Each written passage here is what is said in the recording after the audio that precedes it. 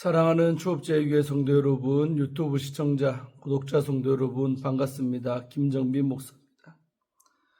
간밤에도 평안히 잘 주무셨습니까? 오늘은 2026년 6월 9일 화요일 아침입니다. 오늘도 주 안에서 복된 하루 되시기를 주의 이름으로 축원드립니다. 제가 기도하고 오늘의 말씀 묵상을 시작합니다.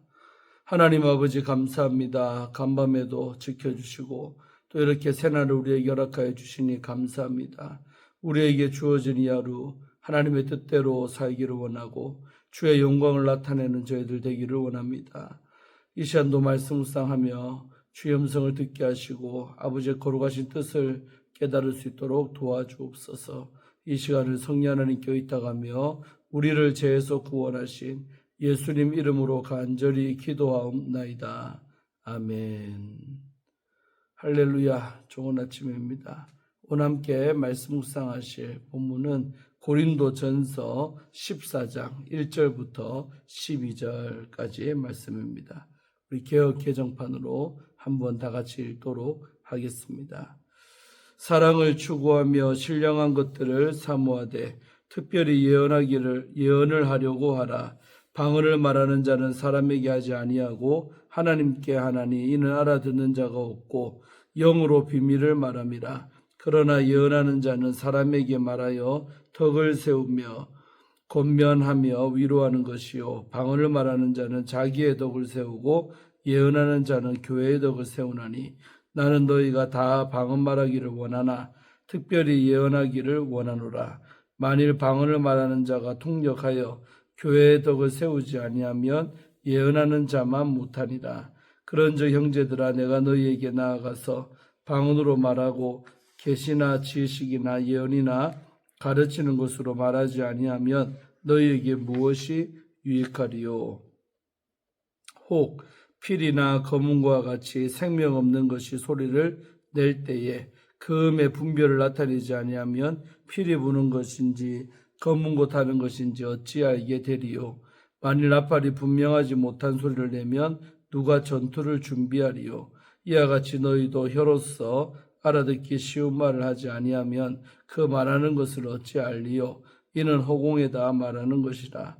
이같이 세상에 소리의 종류가 많으나 뜻없는 소리는 없나니 그러므로 내가 그 소리의 뜻을 알지 못하면 내가 말하는 자에게 외국인이 되고 말하는 자도 내게 외국인이 되리니 그러므로 너희도 영적인 것을 사모하는 자인즉 교회의 덕을 세우기 위하여 그것이 풍성하기를 구하라. 아멘.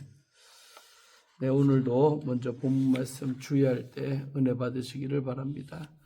자, 오늘 1절 한 절은 예언을 사모하라는 말씀이 주된 내용이죠. 사랑에 대한 기술과 그 탁월함의 예찬을 뒤로하고 사도는 은사의 활용에 대해서 권면을 합니다. 사도는 은사를 사모하라는 권면에 앞서 다시 사랑을 추구하라고 명령하고 있습니다. 이 명령에 사도는 쫓다 또 따르다라는 뜻의 동사 디오코를 사용했습니다. 사랑을 추구하는 것은 사랑을 쫓아 그 뒤를 따르는 것입니다. 사랑을 추구하라는 명령에 이어 사도는 신령한 은사를 사모하라고 명령합니다. 그런데 사모해야 할 신령한 은사 가운데 특별히 예언을 지목합니다. 사랑의 추구 속에서 예언의 은사를 사모하라고 명령하는 이유는 예언을 통해 공동체를 세우는 사랑의 정신이 구현되기 때문입니다. 이 구절에서 사도가 추구하라, 디오케테, 또 사모하라, 젤루테, 또 예언하라, 프로페투에테는 동사를 삼중적으로 사용해 은사에 대한 권면을 좁혀가고 있음을 관찰할 수가 있습니다. 다음으로 우리 2절부터 4절까지 석절은 방언과 예언의 차이점이 나오고 있습니다. 사도는 성도들이 왜 예언의 은사를 사모해야 하는지를 예언과 방언을 비교하면서 설명을 합니다. 사도는 먼저 방언이 사람이 아니라 하나님을 향한 것임을 언급합니다. 사도는 하나님을 향해 말하는 방언을 사람들이 이해할 수 없다는 사실을 중요하게 거론합니다. 방언이 알아들을 수 없는 비밀을 영으로 말하는 것이기 때문입니다. 그 비밀은 통역자가 없다면 자기 자신도 이해할 수 없는 오직 하나님만 아시는 내용입니다. 반면에 예언은 사람들을 향하여 덕과 권명과 위로의 말을 합니다. 여기서 사도가 말하는 예언의 중요한 기능은 장래에 일어날 일에 대해 신비적 계시라기보다 말씀, 사역에 더 깊이 연결됩니다. 사도는 예언이 가진 교회 공동체를 세우는 건덕의 기능을 중요하게 생각합니다. 방언도 건덕의 기능이 있지만 공동체가 아니라 자기의 덕을 더 많이 위합니다. 다음으로 우리 5절 한 절은 예언을 말하라. 사도는 방언을 멸시하려 폐하려는 것이 아닙니다. 그가 모두가 방언하기를 원한다고 말합니다. 그런데도 예언을 방언보다 앞세우는 이유는 예언이 교회의 덕을 더 많이 세우기 때문입니다. 그러나 방언이 교회의 덕을 세울 수 있다면 판단은 달라지지요. 사도는 방언이 예언 앞서는 경우를 여기서 들고 있습니다. 방언을 말하는 자가 교회의 덕을 세우기 위해 통역하는 경우입니다. 이러한 언급은 방언과 예언에 대한 사도의 판단과 분별을 이해하는 데 도움을 줍니다. 사도는 은사의 위치에서는 방언과 예언의 차등을 두지 않습니다. 그러나 은사의 효용성, 곧 교회의 덕을 세우는 측면에서 방언과 예언의 차등을 두고 있습니다. 예언이든지 방언이든지 교회의 덕을 더 많이 세우는 은사가 우선이 됩니다. 다음으로 우리 6절 한 절은 유익을 끼치는 말을 하라는 말이 나오죠. 사도는 방언을 말하는 것에 대해 고린도 교회에서 이루어지는 사역을 예로 듭니다. 사도는 고린도 교회 앞에서 방언을 말하며 그 사역을 유익하게 하기 위해 계시와 지식과 예언을 함께 말하였음을 증언합니다. 사도는 여기서 그 말씀 사역을 계시, 지식, 예언, 그리고 가르침으로 세분화하여 정리합니다. 이 네 가지 사역의 중요한 공통점은 분명한 의미 전달입니다. 이로써 사도가 교회가 풍성하고 신비한 방언과 같은 은사로 인해 분명한 진리 전달이 없는 모호한 신비주의에 빠지는 것을 경계하고 있습니다.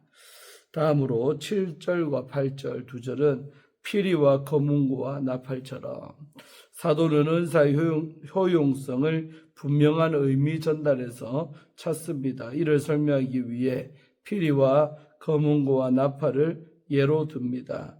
피리와 거문고와 나팔은 모두 그리스 로마 시대의 대표적인 악기입니다.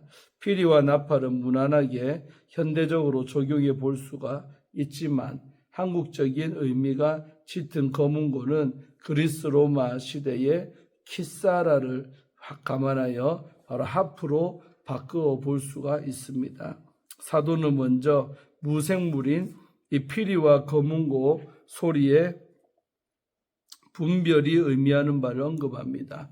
피리와 거문고가 소리에서 분명한 차이를 내지 못한다면 두 악기가 무슨 소용이 있는지 사도는 반문합니다. 피리와 거문고의 이해는 전쟁을 알리는 나팔 소리로 귀결이 됩니다. 사도는 전쟁을 알리는 나팔이 분명한 자기 음색을 내지 못하고 피리나 거문고처럼 소리를 낸다면 아무도 전투를 준비할 수 없음을 경고합니다. 다음으로 우리 9절, 10절, 11절 석절은 알아듣기 쉬운 말을 하라. 사도는 피리와 거문고, 나팔 비유를 통해서 실천적 결론에 도달합니다. 알아듣기 쉬운 말을 하라. 사도는 알아듣기 어려운 말은 허공을 향한 쓸데없는 말이라고 규정합니다.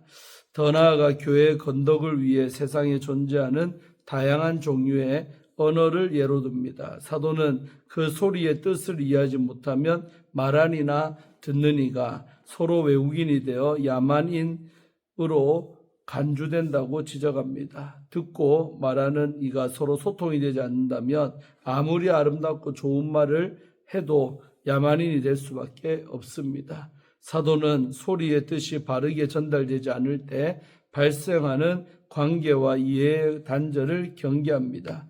이런 이유로 교회 공동체 안에서 방언을 말하지만 그 의미가 전달되지 않으면 교회는 서로 소통할 수 없는 야만인으로 전락하게 되는 것입니다. 다음으로 마지막 12절 한 절은 소통의 어려움을 극복하라. 사도는 이 단락 초두의 권면을 다시 반복합니다. 영적인 일들에 대해서 공동체의 덕을 세우기 위해 더욱 풍성하기를 구하라. 사도가 여기서 말하는 풍성함은 다양한 은사를 의미한다기보다 방언의 은사가 가진 소통의 어려움을 뛰어넘는 극복을 의미합니다. 이러한 사도의 바람은 그 다음 단락에서 방언의 취약성에 대한 지적과 보완으로 이어집니다. 아멘. 주에는 마쳤고요.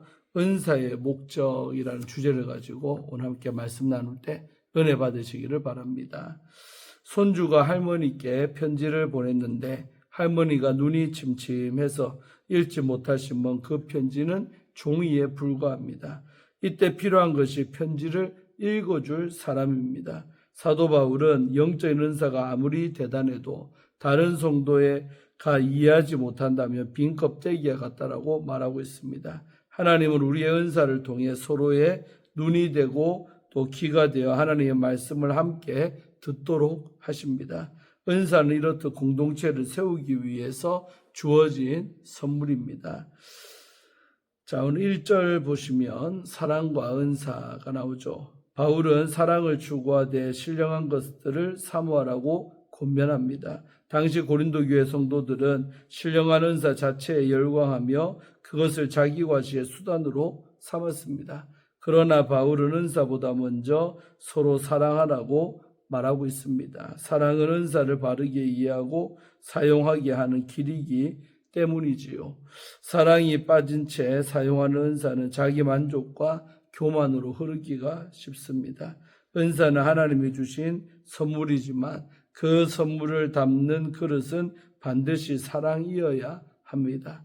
따라서 성도는 은사를 사모하되 그 은사가 과연 다른 사람의 유익을 위해 사용되고 있는지를 늘 돌아보아야 합니다. 다음으로 2절부터 5절까지는 나를 세우는 은사, 교회를 세우는 은사. 바울은 방언보다 예언을 더 사모하라고 가르칩니다. 이는 예언이 방언보다 더 우월하기 때문이 아닙니다. 중요한 기준은 교회를 세우는 데 유익한가의 여부입니다. 방언은 하나님과 나 사이의 깊은 영적 교통을 통해 개인의 덕을 세우는 은사입니다. 그런데 방언은 통력이 없으면 공동체에게는 마치 암호와 같습니다. 반면에 예언은 하나님의 말씀을 모든 사람이 이해할 수 있는 언어로 전하기 때문에 교회의 덕을 세우는데 유익합니다. 사도 바울은 누구보다 깊은 영적인 체험을 했던 사람입니다. 그는 고린도 후서에서 자신이 셋째 하늘에 끌려가서 말할 수 없는 말을 들었다라고 고백을 하고 있습니다. 그것은 하나님과 바울 사이의 깊은 영적인 비밀이었습니다. 그러나 바울은 그 신비한 체험을 자랑하지 아니했습니다. 그는 교회를 위해 누구나 이해할 수 있는 언어로 복음을 설명하는 편지를 썼습니다. 만약에 바울이 자신이 들은 천상의 언어만 이야기하며 다녔다면 신약 성경의 많은 부분이 존재하지도 않았을지 모릅니다. 바울은 신비한 체험은 개인의 비밀로 간직하고 성도들에게는 누구나 알아들을 수 있는 말씀을 전했습니다. 이것이 바로 슬기롭게 은사를 사용함으로 공동체를 세우는 모습입니다. 자, 마지막으로 우리 6절부터 12절까지는 알아들을 수 있는 말.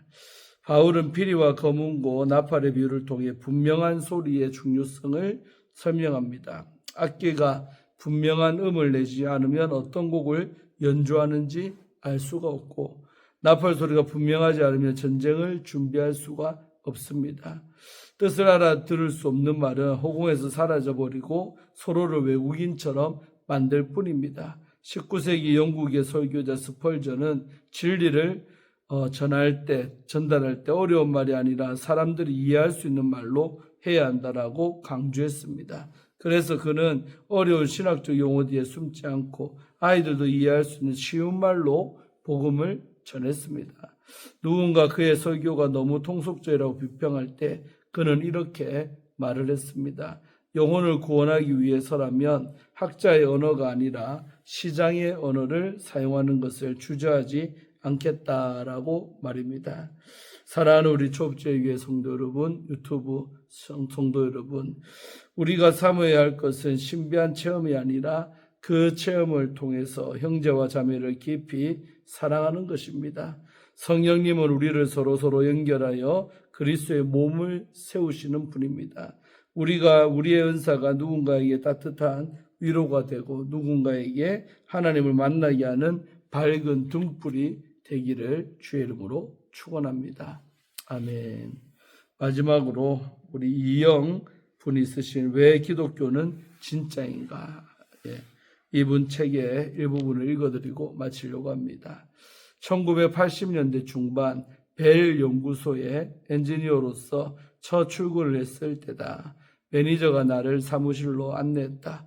그때 사무실에는 덩치 큰 흑인 남자가 내 책상 위에 데스크톱을 올려놓고 있었다. 그는 소매를 걷어붙이고 땀을 뻘뻘 흘리며 열심히 일했으며 출근 첫날부터 나의 피로를 채워주었다. 그는 아무 말 없이 자신의 일에 집중했다. 나는 그가 IT 부서의 진꾼인 줄 알았다. 컴퓨터 셋업을 하고 자리를 잡았는데 매니저가 와서 부서장을 소개해 주었다. 그런데 부서장의 사무실 의자에 앉아있는 사람이 다름 아닌 좀 전에 내가 진꾼으로 생각했던 덩치 큰 흑인 남자였다. 정말 깜짝 놀랐다. 그는 에롤 하인즈 박사다. 수학 교수 경력이 있고 아주 인자한 기풍에 겸손한 사람이다. 나는 그의 얼굴과 이름을 결코 잊지 못할 것이다. 이 일은 내 인생에 큰 교훈이 되었다. 부서장은 부하 직원을 섬기기 위해 진꾼이 되었다. 하나님의 아들 예수님은 종이 되셨다. 겸손한 사람들은 다른 사람을 섬기기 위해 자기의 특권, 또 심지어 권위와 지위까지도 기꺼이 포기한다. 하나님 앞에서 겸손한 사람은 다른 사람에게도 겸손하다. 아무 일에든지 다툼이나 허용을 하지 말고 오직 겸손한 마음으로 각각 자기보다 남을 낮게 여기고 각각 자기 일을 돌볼 뿐더러 또 각각 다른 사람들의 일을 돌보아 나의 기쁨을 충만하게 하라. 빌립보서 2장 3절부터 4절 말씀. 하나님에 대한 우리의 겸손은 서로의 관계에서 드러나야 한다. 다른 사람들을 자신보다 더 중요하게 여기지 않는다면 우리는 분명히 겸손을 받아들이지 못하는 것이다. 아멘. 오늘 큐티를 마치겠습니다. 오늘도 또 말씀을 통해 또 귀한 책을 통해 우리에게 주신 귀한 교훈 붙들고 항상 교회의 덕을 세우며 살아가는 성도가 되기를 주의 이름으로 축복합니다. 기도하고 마칩니다. 하나님 감사합니다. 오늘 이 아침에 말씀을 묵상하며 주의 음성을 듣게 하시고 나를 향한 아버지 뜻이 무엇인가 깨닫게 하시니 감사합니다. 각자에게 주어진 레마의 말씀 붙들고 승리하는 하루가 되게 하시고 또 우리 각자들에게 주신 은사가 다 다양한데 특별히 예언하기를 다들 사모하게 하시고 또 예언의 은사를 통하여 교회의 덕을 세우며 공동체가 더 견고해지고 영적으로 건강해지는데 우리가 쓰임받을 수 있도록 도와주시고 특별히 겸손함을 끝까지 유지할 수 있도록 늘 교만이 우리를 틈을 탈 수 있는데 교만해지지 아니하도록 정말로 겸손한 종들이 다 될 수 있도록 축복하여 주옵소서. 몸된 교회를 든든하게 세워가는 일꾼들 다 되게 하여 주옵소서. 모든 말씀 예수님의 이름으로 간절히 축복하며 기도하옵나이다. 아멘. 할렐루야. 오늘도 좋은 하루 되시기를 바라고 또 내일 아침에 큐티로 뵙겠습니다. 샬롬.